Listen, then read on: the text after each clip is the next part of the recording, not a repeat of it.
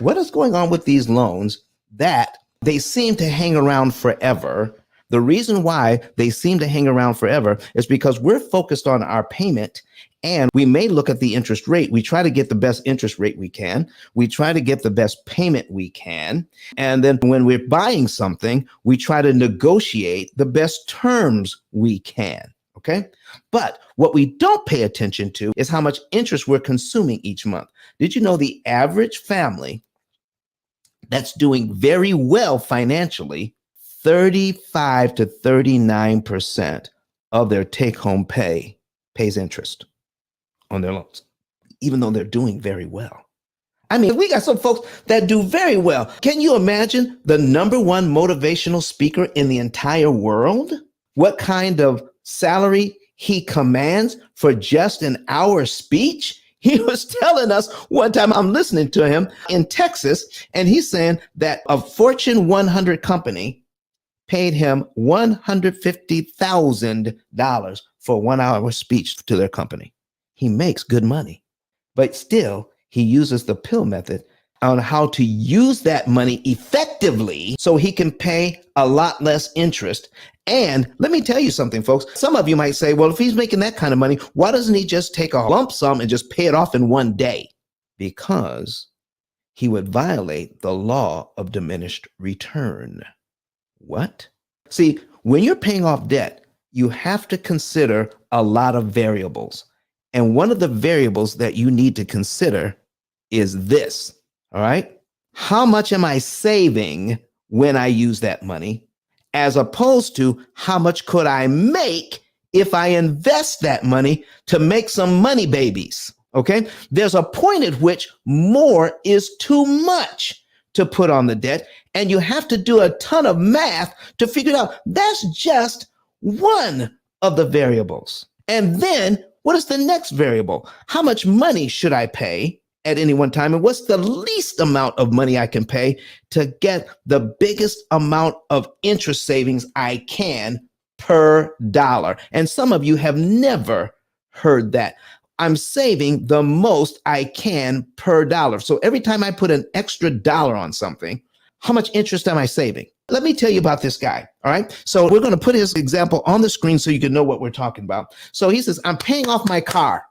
I'm paying off $40,000. And then I said, how much interest did you save when you paid off your car? And he says, I don't know.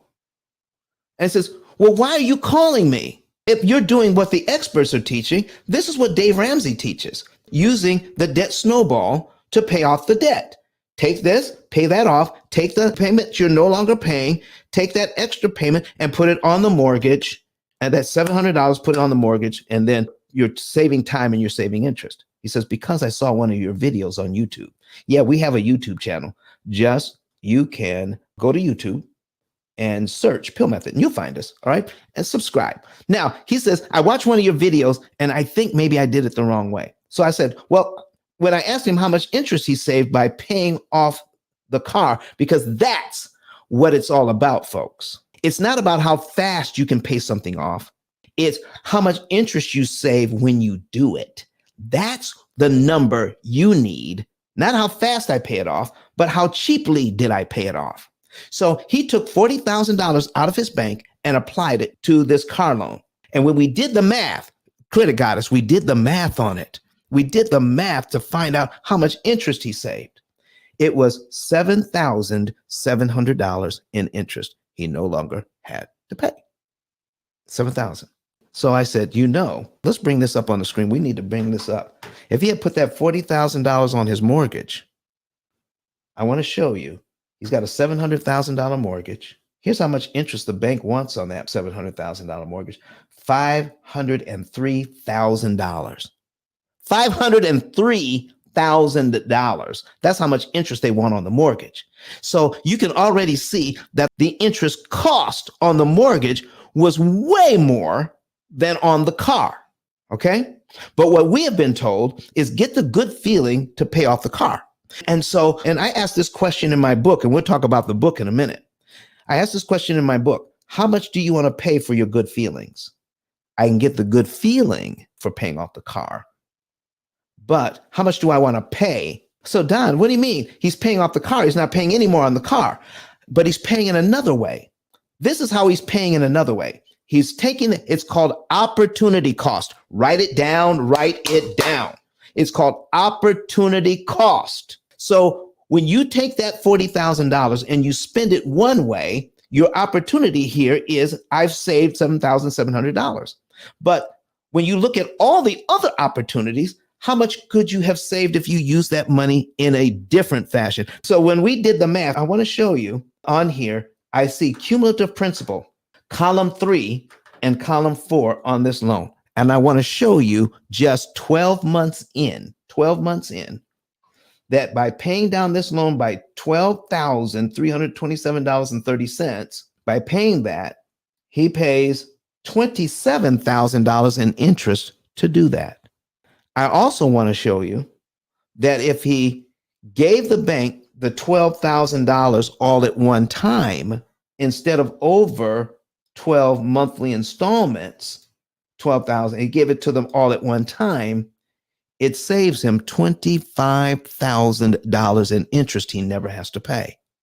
Wow, wow, wow. That's how this works, folks. So if he'd taken that $40,000 instead of putting it on the car and saving $7,000, let me show you if he had just taken $12,000 of that money and put it on this mortgage, it would have saved him over $25,000 in interest. If he had taken $25,000 of that money and put it on his mortgage, it would have saved him over $50,000 in interest. So I'm just going to go down here to $40,000.